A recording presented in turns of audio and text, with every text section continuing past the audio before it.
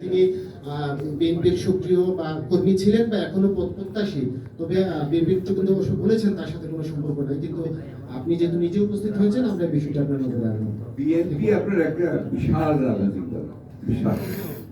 এখানে আপনার অনেকেই থাকেন, অনেকে গার্ডেকে থাকেন, অনেকে বিভিন্ন রকম লোক থাকেন, কিন্তু আমার মনে হয় না যে বিএনপির কোনো দায়িত্বশীল নেতা বা কর্মী, ইভেন কর্মী এই ধরনের ঘটনার সঙ্গে জড়িত থাকবেন।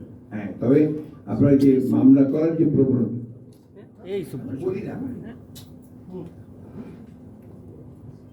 এই ধরনের যে প্রবণতাটা, যেটা এটার কারণ হচ্ছে, একটা কারণ আছে আপনার। আর বিএনপির বিরুদ্ধে যে মামলাগুলো হয়েছে বা আপনার বিরোধী দলগুলোর যে মামলাগুলো হয়েছে, এই মামলাগুলো কিন্তু আপনার এই 100-150 না, 2000-3000 লোকের বিরুদ্ধে মামলা হয়েছে।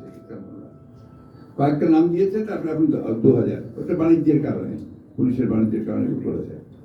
এখন যে মামলাগুলো হচ্ছে, এটা কিছু তার মধ্যে হয়তো জেদ থাকতে পারে, আমি অস্বীকার করবো না, কিন্তু সেটা আমার দলের লোক করেছে, এটাও আপনারা বলছেন যে তারা নির্দিষ্ট বলতে পারা যায় না।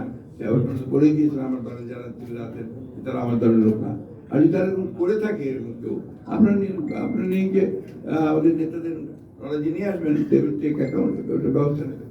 তবে আমি মনে করি না যে আমাদের দলের এই ধরনের মামলা করছে।